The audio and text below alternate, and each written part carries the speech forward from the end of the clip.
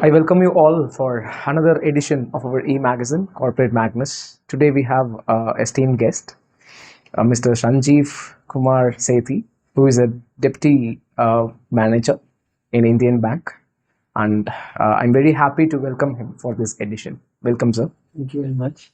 Um, start with, can you share about your early stage of career? How you entered into banking sector? Primarily, actually, I'm an engineering graduate Okay. with the engineering in computer science, and I hail from a family of government servants who Oh, are traditionally into defense and DRDO. My father worked for DRDO, grandfather was in the army. So I had that in my blood that I should look into a government service and was trying out for a few government services. And banking, again, being a public sector bank, I landed up into one of the public sector banks. Those days it was Syndicate Bank. okay. Now it is part of Canara Bank after the mergers and uh, moved from there to Punjab National Bank and then to Indian Bank. Of course, as a part of career growth, I switched and then I settled here in Indian Bank. I'm very curious to know because you entered into this field when tech has entered into India. Now, how do you see that India has transformed?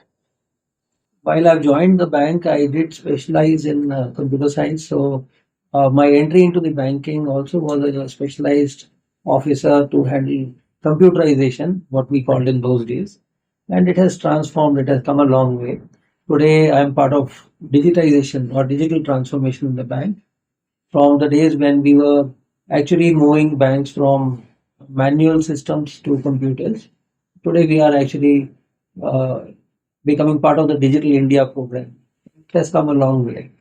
Can you share what the role the digitization cell and TMO is playing, Transformation Management Management. Office?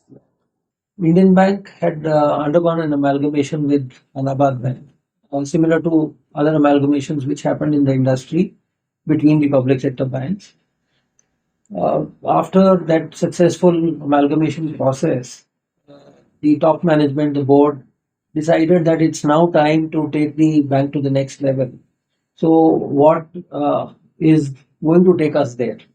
Right? We become competitive, we become better than what the market competition provides. And they identified three key areas. One of them, which is a very key area, was digital transformation. And I am part of that digital transformation in the bank.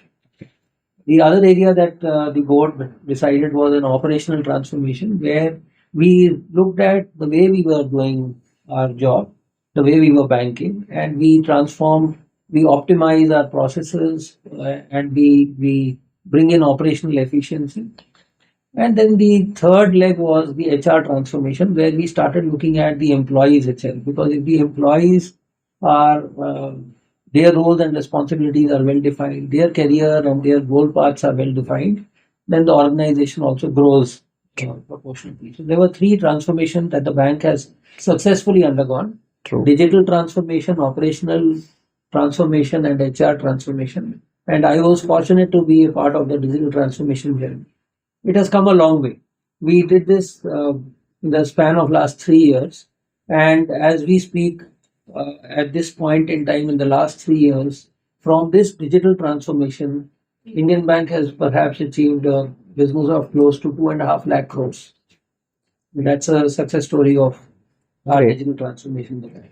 It's really a noteworthy point for the viewers as well. So, can you share a few flagship initiatives of Indian Bank to enhance customer experience? Can you share something on that? Like look, from the government of India perspective, we all hear about digital India, and you, I'm sure you would have heard of something called as JAM. Right? So JAM consists of Jandhan, J for the Jandhan Aadhaar Yojana or the Pradhan Mantri Jandhan Yojana, where the goal was first to make a formal banking facility available to the common man in India. Right. So let's say a decade ago, the coverage of banking services was available to around 30-35% of the population. And today, as we speak, because of the government's initiative of PMJDY, the coverage of banking services is close to 80%. And from 35% to 80% in a span of 10 years is a major achievement Good job. driven by the government of India and delivered successfully by the banking system.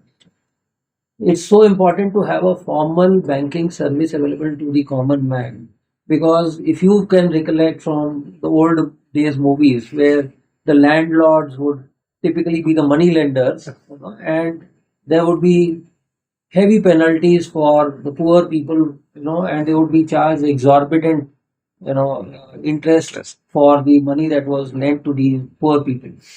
A formal banking system ensures availability of funds, availability of, and then there's very frequently quoted by the present government that in the past, government used to say that for every rupee of benefit that is released from the government, perhaps 70-80% of that fund gets through the middleman, dissolved through the middleman.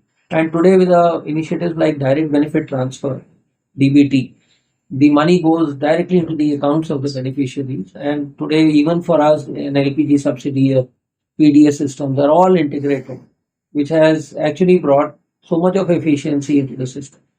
Of course, youngsters are very strong at technology and they are used to it. At the same time, lot of scams, they are the one who are targeted, and they are easy to get caught in that net. So, can you suggest any measures for the viewers to secure themselves from those kind of cyber attacks or scams? I think this is a very key once when we talk about digital initiative. And today, for example, in our bank, we have 90% of transactions happening digitally. That is the power of digital. So you're very right. While on one hand, we are talking about digital India and 90% of transactions happening on the digital platform, the frauds are on the rise. And the only solution for the frauds is awareness and knowledge. While banks on their part, RBI as a regulator on their part, are doing their bit to prevent frauds, which means today a banking system is so strong that no hacker, no malicious intended person can enter into the banking system. There are enough and more security operation centers running 24/7 with enough and more components and devices to prevent any kind of an attack into the banking system. So from that perspective, we have firewalled our systems to ensure that the customer's money is very, very safe. Your money is safe with us. However, the compromise which happens, which you are talking about today, is typically because of the ignorance or the lack of awareness of the customer. And that's where the attacks happen. And there are various means of attack. The most common one being social engineering, where you call it as a phishing attack or a skimming attack, where the lack of awareness of the customer is the reason for the compromise, where the customer lands up losing their money.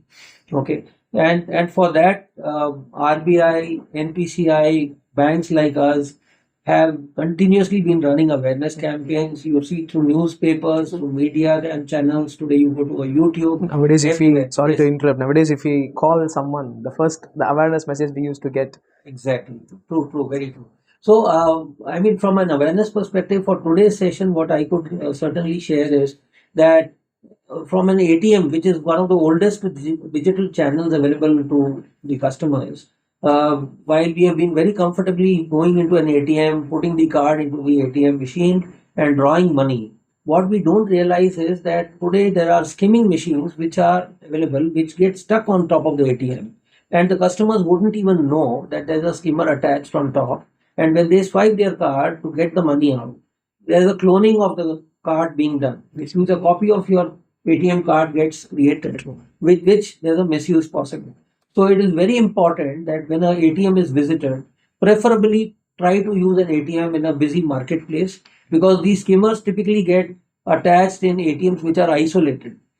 Preferably try to use to verify that the ATM device doesn't have any newly fixed part on it, because typically when any new component is fixed, it will be dust free, it will be very clean, and it will be an added component. So try to detect that. Also, frequent change of PIN numbers which banks advise, but customers don't do. That is a very powerful tool to ensure. But most importantly, from an ATM card today, every bank gives you a facility to lock your card. So please keep your cards locked.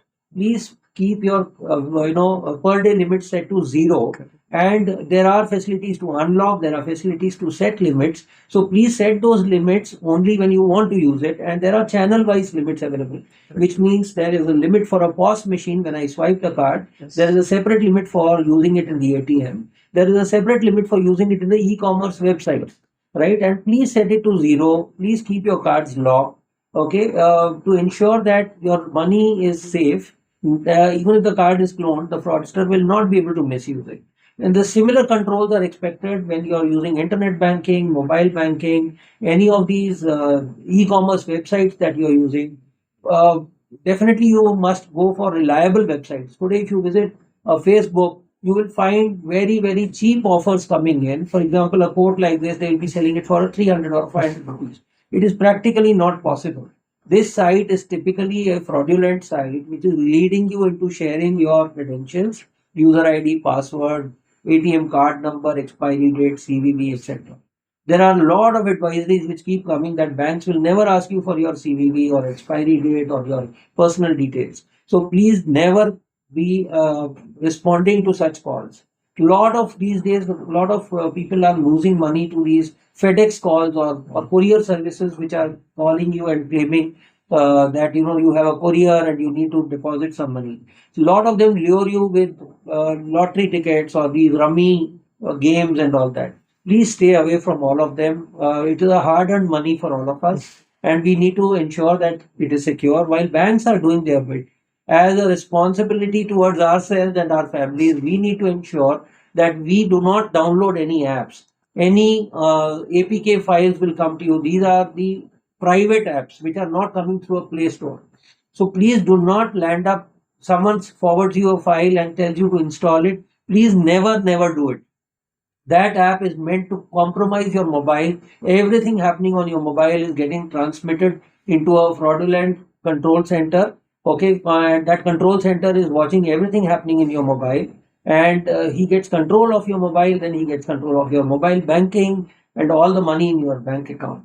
So even from the Play Store or iStore, please do not install any games or any kind of attractive free offering apps which are actually taking control of your mobile and transferring all your important critical data outside.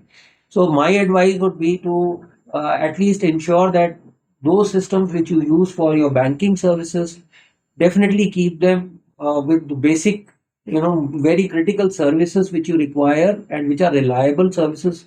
Please use them, not to use any unauthorized or unknown apps, not to share your password with anyone under any circumstances. Keep your passwords safe and secure. Keep it very lengthy. Keep it not one which anyone can guess as your own name, date of birth kind of thing. These basic hygiene or etiquette we have to certainly maintain to ensure that our money is safe. So, because end of the day, the money that we have in our accounts is not only our money but responsibility towards our family also. So, certainly, we definitely need to ensure that we keep visiting RBI website or our own bank's websites and looking at the advisories which are coming and safeguard. Many a times, we also come across complaints from customers stating that the money has been drawn while the ATM card was with me. And then we find out that there was a family member who had been using it, or some relative or friend who has been misusing it. So it is very, very important that we ensure that we do investigate and ensure that within our known circle also we are very careful about how we are handling our financial systems. Great, sir. Especially hearing these instructions and the guide advisory from a Deputy General Manager of Indian Bank, it is furthermore impactful for the viewers and students. And I sincerely thank for your time because amidst your busy schedule, you invited us, and that too with a very short notice. Thank you. Thank you so much, and pleasure talking to you. Thank you. Thank And my best wishes to you and the entire college and all the students. Thank you, sir. Thank you.